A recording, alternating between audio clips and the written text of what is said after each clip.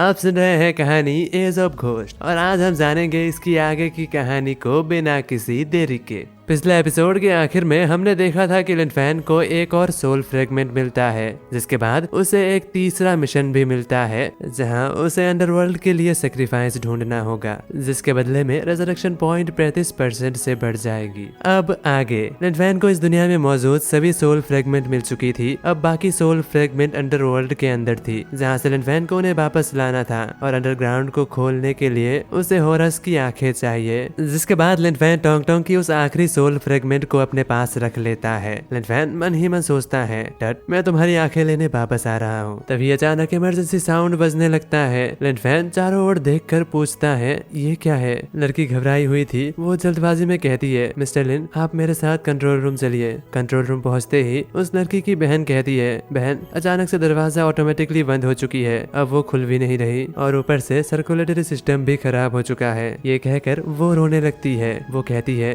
बहन अब हम यहाँ नहीं रह सकते, ये जगह रहने लायक नहीं रही। ये सुनकर दूसरी बहन कहती है लेकिन उन मेंटेनेंस वालों का क्या हुआ, क्या उनका कोई खबर मिला। ये सुनकर वो जवाब में कहती है नहीं उनके साथ कांटेक्ट नहीं हो पा रहा है। उन सभी को परेशान देख लिनफेन आगे आकर कहता है परेशान मत हो, क्या तुम मुझे उन मेंटेनेंस वालों की आखिरी लोकेशन बता सकते हो, मैं जाके देखता हूँ। सवाल सुनकर उनमें से एक बहन कहती है वो लोग पांचवी फ्लोर के वेंटिलेशन डक्ट के अंदर थे। ये सुनते ही लिनफेन तेजी से वहां से निकल जाता है। लिनफेन उस वेंटिलेशन के अंदर तेजी से भाग रहा था। वो बहुत आगे आ चुका था, अभी तक उसे कुछ भी नहीं मिला था। लिनफेन रुककर देखता है और कहता है यहाँ तो कोई भी नहीं है। तभी अचानक हम लिनफेन के पीछे किसी को देखते हैं, शायद से वो कोई घोस्ट स्पिरिट था। हाँ बिल्कुल, वो एक घोस्ट स्पिरिट ही था। लिनफेन अपने ऊपर मौजूद उस घोस्ट स्पिरिट से अनजान आगे बढ़ रहा था। उसे कुछ ही देर में वो सभी वर्कर्स मिल जाते हैं, लेकिन वो लोग आपस में ही कुछ बरबरा रहे थे, जो देखकर लिनफेन उन्हें आवाज लगाता है। वो लोग तुरंत ही लिनफेन की ओर मुड़ता है, शायद से वो सभी लोग होश में नहीं थे। उसी वक्त लिनफेन अपने ऊपर की उस घोस्ट स्पिरिट को भी देख लेता है। उसे देखकर लिनफेन डरने की बजाय उसका चेहरा बन जाता है। अरे यार तुम लोग भी ना कहीं भी मजे करने का कोई ना कोई रास्ता ढूंढ ही लेते हो। और कुछ ही पल में लिनफेन उन सभी को पीट देता है। उन्हें देखकर वो कहता है आखिर घोस्ट स्पिरिट यहाँ पे क्या कर रहे हैं, शायद यहाँ उनके लिए कुछ होगा। इसके बाद लिनफेन दोबारा कंट्रोल रूम में वापस आ जाता है। वो सवाल पूछता है तुमने बताया था कि इसे ठीक करने के लिए कुछ रिसोर्सेज चाहिए जो कि तुम्हारे पास नहीं है। ये सुनकर वो नीली बालों वाली लड़की कहती है हाँ हमारे पास जो भी था उन्हें हमने पहले ही इस्तेमाल कर लिया है, लेकिन रिकॉर्ड के हिसाब से शारदा फैमिली के कैसल में ये बहुत ज्यादा मात्रा में मौजूद है, लेकिन ये जगह बहुत से जानवरों और भूतों द्वारा घिरी हुई है, यहाँ जाना बहुत ज्यादा खतरनाक होगा। ये सुनकर लिनफेन कहता है ये तुम मुझ पर छोड़ दो। वही नीली बालों वाली लड़की कहती है लेकिन लिनफेन ये जगह तो बंद हो चुकी है, अब तुम बाहर कैसे जाओगे। यह सुनकर लिनफेन तुरंत ही जुआनहुआ को निकाल लेता है। वो लिनफेन को लेकर टेलीपोर्ट हो जाता है। इसे देखकर दोनों बहनें कहती है हे रुको रुको, ये तो बिल्कुल भी साइंटिफिक नहीं है। वही लिनफेन अगले ही पल टेलीपोर्ट होकर उस कासल के सामने पहुंच जाता है, लेकिन ये क्या, कासल के सामने बहुत से जानवर थे। वो आपस में ही लड़ रहे थे, एक दूसरे को मार काट रहे थे। देखकर ऐसा लग रहा था वो सभी लोग आउट ऑफ कंट्रोल हो चुकी है और किसी चीज के कंट्रोल में है। लिनफेन नोटिस करता है अचानक वहाँ मौजूद एक शेर के शरीर में कुछ बदलाव होने लगता है। वो जोर से दहाड़ता है, उसके पीठ से हड्डियां फटकर बाहर निकल रही थी और पल भर में ही उसके अंदर से एक घोड़े का सर निकलता है। वो एक जानवर से पल भर में एक घोस्ट स्पिरिट में बदल जाता है और अगले ही पल सिस्टम से भी नोटिफिकेशन आता है होस्ट आपके सामने लाइन हॉर्स नाम की एक घोस्ट स्पिरिट है और ये घोस्ट स्पिरिट एबिस रैंक के पहले स्तर का है और ट्रांसफॉर्म होते ही वो तुरंत ही लिनफेन के ऊपर हमला कर देता है, लेकिन जुआनहुआ उसे आसानी से मार गिराती है। लेकिन ये क्या, अचानक आसपास मौजूद सभी जानवर भी ट्रांसफॉर्म होने लगता है। ट्रांसफॉर्म होते ही वो सभी एक साथ लिनफेन के ऊपर हमला करता है। उनके बीच घमासान युद्ध होता है और उन्हें भी वो मार गिराता है। लेकिन तभी लिनफेन की नजर नीचे एक दरार के अंदर पड़ता है। वहाँ कई हजारों जानवरों की हड्डियां थी। अचानक उन हड्डियों में हलचल होने लगता है और वो बदल जाता है एक बड़ी सी बोन ड्रैगन में। वो तुरंत ही लिनफेन के ऊपर हमला कर देता है। लिनफेन देखता है कि वो एबिस रैंक के तीसरे स्तर की है। उससे डरने की बजाय लिनफेन को उससे घिन आती है और लिनफेन तुरंत ही यसुना को समन कर लेता है। यसुना सामने आते ही उस घोस्ट स्पिरिट के ऊपर पिरामिड के साथ हमला कर देती है। हमला इतना जबरदस्त था कि बस एक ही हमले में वो घोस्ट स्पिरिट मर जाता है। लिनफेन के सिस्टम से नोटिफिकेशन आता है होस्ट आप लड़ाई जीत चुके हैं। साथ ही में एक और नोटिफिकेशन आता है जहाँ उसे बताया जाता है कि यसुना की एक्सपीरियंस पॉइंट कंप्लीट हो चुका है, क्या आप उसे अपग्रेड करना चाहेंगे। लिनफेन तुरंत ही उसे अपग्रेड अपग्रेड कर देता है और एसोना एबिस रैंक के पहले स्तर से दूसरे स्तर में पहुंच जाती है। इसे देखकर लिनफेन मन ही मन सोचता है अब शायद टच से लड़ना और भी आसान होगा। उसी वक्त जियांगुई लिनफेन से कहती है लिनफेन शायद उस बिल्डिंग के पीछे कोई घोस्ट स्पिरिट छुपा हुआ है। यह सुनकर जुआनहुआ के साथ लिनफेन वहां पहुंचता है, लेकिन ये क्या, वहां पर एक घायल घोस्ट स्पिरिट था। उसे देखकर लिनफेन जुआनहुआ और जियांगुई उसके सामने उतरता है। जियांगुई बताता है लिनफेन इसे देखकर कहीं से भी ऐसा नहीं लग रहा कि ये कोई इविल स्पिरिट है और बाकी इविल स्पिरिट की तरह ये एग्रेसिव भी नहीं है, शायद ये कुछ बचा रहा था। तभी उनकी नजर उसके अंडों पर पड़ती है, जिनमें से एक को छोड़कर सभी अंडे टूट चुके थे। उसी एक अंडे को लेकर वो लिनफेन की ओर बढ़ा देता है। लिनफेन कहता है क्या तुम चाहते हो कि मैं इसे रख लूं? ये सुनकर वो घोस्ट स्पिरिट हाँ में सर हिलाता है। लिनफेन उसे अपने पास रखने का डिसाइड करता है और अगले ही पल वो घोस्ट स्पिरिट हवा में गायब हो जाता है। उसे गायब होता हुआ देख लिनफेन कहता है अगर ऐसे ही घोस्ट एनर्जी फैलता रहा तो पता नहीं और क्या क्या नया देखने को मिलेगा। जिसके बाद लिनफेन कासिल की ओर देखकर कहता है फॉर्चुनेटली कासिल को कोई भी नुकसान नहीं पहुंचा और लिनफेन उस कासिल में से बहुत से ईंटें अपने पास रख लेता है, क्योंकि वो ईंटें कार्बन नैनो पार्टिकल से ही बनी हुई थी। उसी वक्त वो अंडा भी फूट जाता है। उसके अंदर से एक प्यारा सा रेड ड्रैगन निकलता है। बाहर आते ही वो लिनफेन के चेहरे के साथ चिपक जाता है। वही जियांगुई और जुआनहुआ उसे देखकर बहुत खुश होती है। जियांगुई कहती है ये कितना क्यूट है, ये तो बातें भी कर सकती है। वही वो ड्रैगन कहती है मामा खाना। ये सुनकर जियांगुई अपने पास से एक आंख का गोला बनाकर उसे दे देती है। वो उसे बड़े ही चाव से खा जाती है। जिसके बाद लिनफेन उसका नाम बूम रखता है, जहाँ लिनफेन कहता है वेल हमें जल्दी वापस जाना होगा। जिसके बाद नैनो पार्टिकल मिलने की वजह से दोनों बहनें मिलकर कुछ ही देर में सर्कुलेटरी सिस्टम को ठीक कर देती है। लाल बालों वाली लड़की इसके लिए लिनफेन का बहुत शुक्रगुजार थी। वहीं पर नीले बालों वाली लड़की भी कहती है आपका शुक्रिया, हमारी कम्युनिकेशन सिस्टम भी ठीक हो चुकी है और दूसरे शेल्टर के साथ भी कनेक्शन हो पा रही है। वहीं पर मोनिका उस छोटी ड्रैगन के पीछे भाग रही थी, लेकिन वो ड्रैगन मोनिका के पास आने को तैयार ही नहीं थी। मोनिका कहती है रुक जाओ, मैं तुम्हें बस हक करना चाहती हूँ। कुछ ही देर में मोनिका उसे पकड़ भी लेती है, जहाँ मोनिका लिनफेन से सवाल पूछती है क्या तुम सच में वापस जा रहे हो? ये सुनकर लिनफेन कहता है हाँ, मुझे जो भी चाहिए था सब कुछ मिल चुका है, मुझे जल्द ही वापस जाना होगा। ये सुनकर मोनिका मुस्कुराते हुए कहता है तो एक काम करो, तुम इस ड्रैगन को मेरे पास छोड़ दो। ये सुनते ही ड्रैगन रोने लगता है। वो कहता है मामा मुझे बचा लीजिए। ये सुनते ही लिनफेन तुरंत ही कहता है बिल्कुल भी नहीं। जिसके बाद लिनफेन उन्हें पीछे छोड़कर उस शेल्टर के अंदर से बाहर चला जाता है और जुआनहुआ की मदद से वहां से टेलीपोर्ट हो जाती है। लिनफेन के चले जाने के बाद मोनिका उन दोनों बहनों को अपने साथ चिपका लेती है। वो कहती है हाँ, एक अच्छे मर्द को अपने पास रखना बहुत ही ज्यादा मुश्किल है। एक बात बताओ, क्या तुम दोनों मेरे साथ मेरे आइलैंड चलना चाहोगे? वहाँ पे हम बहुत मजे करेंगे।